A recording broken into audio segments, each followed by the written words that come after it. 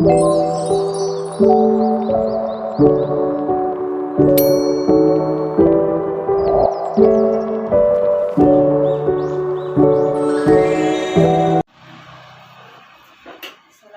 warahmatullahi wabarakatuh. Waalaikumsalam warahmatullahi wabarakatuh.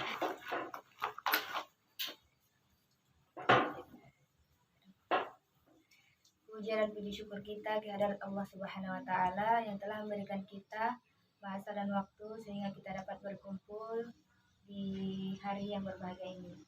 Salawat dan salam ke junjungan alam Nabi besar Muhammad sallallahu alaihi wasallam yang berlafazkan Allahumma shalli ala sayyidina Muhammad wa ala ali sayyidina Muhammad. Terima kasih kepada Ibu yang telah memberikan kesempatan pada kami hari ini. Baiklah Bu, apakah kita bisa mulai sekarang Bu? Kami akan mengajukan pertanyaan, bagaimana Bu sekarang perkembangan SD yang ada di Kota Lembang tempat Ibu mengajar? Kalau dibandingkan, begitu saya masuk pertama di sana pada tahun 2020, Januari 2020 ke sekarang sudah banyak perubahan. Artinya begini, perubahan dari infrastruktur ada, kemudian dari perubahan dari minat dan keinginan anak-anak juga sudah banyak. Infrastruktur diantaranya dari kamar mandi yang terdahulu itu kamar mandi yang dari tahun 68 kalau saya nggak salah, sekarang sudah saya bangun baru di sebelahnya. Kemudian minat anak-anak itu semakin meningkat. Artinya begini, minat mereka pada pembelajaran itu karena sekarang kan sudah didominasi kurikulum merdeka. Jadi minat mereka terhadap itu, kita menarik minat mereka dalam berbagai macam praktek. Praktek itu membuat mereka lebih senang, lebih suka. Jadi minat mereka pun lebih tinggi saat ini. Bu, kami meminta kalau motivasi bagaimana caranya agar menjadi guru yang lebih bermutu, guru SD atau SD. Ini ya, sebenarnya berpulang ke kita. Artinya begini, banyak orang yang pintar tapi tidak bisa membuat pintar. Tapi banyak orang yang tidak terlalu pintar tapi bisa membuat pintar. Artinya begini, orang yang pintar itu belum tentu bisa dia menyalurkan kepintarannya ke orang lain. Berarti dia tidak bisa menjadi guru kan. Cara mengajar, dia tidak mengetahui tata cara mengajar.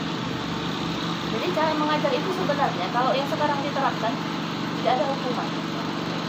Jadi kita merangkul, membuat mereka seperti kawan, tapi jangan sampai mereka remeh dengan kita, sepele dengan kita. Kemudian banyak juga kita lihat, misalnya anak guru kelas 1 ya, guru kelas 1 SD itu, mereka itu tidak pintar. Kalau mereka disuguhi dengan pembelajaran kelas 4, kelas 5, kelas 6, belum tentu mereka bisa. Tapi mereka bisa mengayomi, mereka bisa merangkul. Dari situ kita bisa ambil kesimpulan bahwa menjadi guru itu tidak hanya harus pintar melulu, tapi bisa mengekspresikan apa yang ada pada diri. Jadi coba aja terus mencari referensi. Sekarang kan banyak referensi. Terus tata cara belajar juga, sekolah sudah memfasilitasi segalanya. Misalnya kalau perlu laptop, sekolah sudah memfasilitasi. Dari berbagai cara, kepala sekolah mengusahakan agar laptop ada, agar segala macam yang dibutuhkan di kelas itu harus dipenuhi sebenarnya oleh kepala sekolah.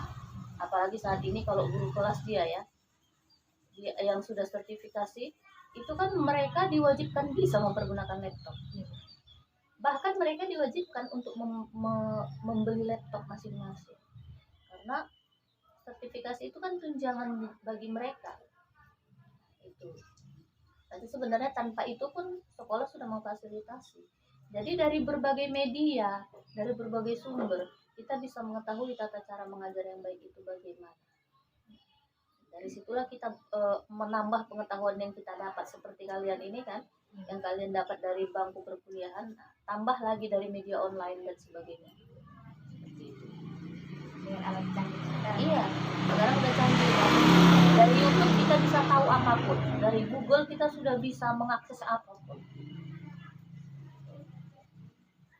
Bagaimana saudara dan saudara ada lagi? Terus apakah Problema kita begini ya, ada beberapa yang warga Huta Lombang yang mana aja nih? Saya Sendiri. Iya. Ada beberapa siswa kita kalau di Huta Lombang ya yang keterbelakangan mental. Jadi sebenarnya mereka ini kan tidak seharusnya di SD, dia harusnya di SLB kan. Itu yang pertama ya. Cuman kalau kita dari Huta Lombang ke sini, SLB kan hanya ada di kota sini. Kalau misalnya kita paksakan mereka membawa anak mereka ke sini, tentu akan sangat tidak efektif kan. Jadi di sana kita padatkanlah sampai dia lulus SD pun kan pasti tidak menyambung kan. Itu yang pertama. Yang kedua mungkin ada juga beberapa orang tua yang tidak pro, artinya bukan tidak pro ya, tidak terlalu peduli dengan anaknya. Udah saya serahkan ke sekolah kok, jadi ya udah itu urusan sekolah. Jadi kadang-kadang ada juga kita temukan beberapa anak yang merokok di luar atau coret-coret sana sini, bertato. Sebenarnya bukan tato permanen sih ya, paling tato dari spidol atau dari tato-tato yang dibeli itu. Terus ada apalagi kemarin masa pandemi ya, 2 tahun itu rambut udah panjang, dicat segala macam. Nah itu kendala.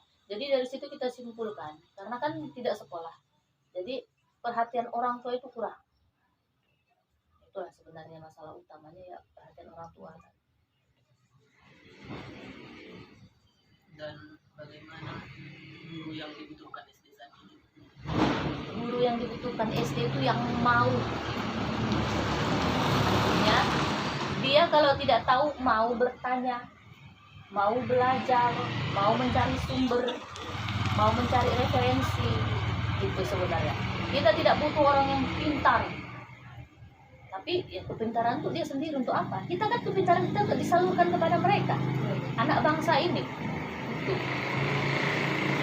Kalau saya bilang yang mau. Artinya begini, kalau seorang guru, misalnya seorang guru yang kita nasihati, sebagai kepala sekolah yang menasihati guru, selalu datang terlambat. Kenapa selalu datang terlambat? Bisa tidak dirubah, gitu kan? Misalnya seperti itu lah kata-kata. Bisa tidak dirubah. Kalau dia mau berubah, dia pasti bisa merubah itu kan. Tuh kuncinya seperti itu. Jadi yang mau. tidak harus pintar. Tidak harus pintar. Kita tidak butuh orang pintar saja. Kalaupun dia pintar, kalau memang kepintarannya itu membuat dia hanyut, membuat dia merasa paling, itu bahaya. Banyak orang seperti itu. Di sekeliling kita banyak orang seperti itu.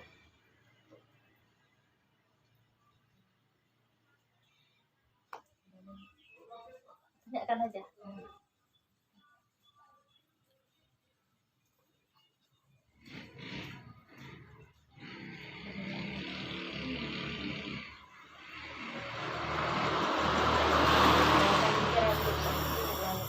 Cukup ya waktunya kira-kira 30 menit. cukup itu 30 menit. Cukup. Demikianlah kami berterima kasih kepada Ibu. Maaf apabila kami kita memberikan pelajaran kami calon guru. Kalau saya bilang gini, motivasi untuk kalian itu sebenarnya yang pertama pergaulannya. Kita banyak-banyaklah bergaul, tapi bergaul dengan teman yang benar-benar istilahnya satu frekuensi, satu satu jalur sama kita. Artinya kalau misalnya kita guru, kita boleh saja berteman dengan yang selain guru, tapi jalannya sejalan. Bukan berarti kita harus berteman dengan guru saja. Jadi kalian perlu itu. Pada saatnya nanti kalian terjun ke dunia kalian sebagai seorang guru, cobalah berteman dengan yang lebih maksudnya kita kan tidak tahu kepandaian kepintaran seseorang itu kan. Berteman dengan mereka kita bisa secara tidak langsung bisa membuat mereka mencari apa yang tidak ada pada diri kita dari mereka. Kita bisa, istilahnya ilmunya kita curi. Seperti itu. Kalau saya yang pertama pergaulan sebenarnya. Kemudian ya, tentu keikhlasan ya. Saya dulu sekedar ini ya, sharing dengan kalian. Saya dulu tamat SMA dari Mandua Medan. Karena orang tua yang kurang mampu, maksudnya saya dulu ingin sekolah bidan. Tapi pada saat itu orang tua saya tidak mampu, disuruhlah saya pulang. Pulanglah, disinilah mengajar. Jadi beberapa bulan pertama saya mengajar itu saya nggak digaji. Saya tidak digaji. Jadi karena saya anak gadis di situ, disuruhlah saya membawa anak-anak lomba senam ke kecamatan. Pada saat itu dikasihlah saya per hari 50.000, itu semua sudah dengan jajan anak-anak dan ongkos. Saya tidak keberatan, saya ikhlas. Tapi alhamdulillah di 2005 saya menerima SK honor daerah. Kemudian di 2008 saya sudah diangkat jadi CPNS, dan itu saya CPNS termuda di Madinah. Kemudian di 2020 kemarin saya diangkat jadi kepala sekolah, dan saya kepala sekolah termuda juga di umur 32 tahun. Jadi cobalah untuk ikhlas mengerjakan apapun. Begini, artinya kalau suatu saat kalian sudah kerja atau honor, jangan melalui yang dituntut itu materi. Coba dulu kerjakan kewajiban kalian seoptimal mungkin. Terus mengajar itu pokoknya apa yang kalian ketahui salurkan dengan anak-anak.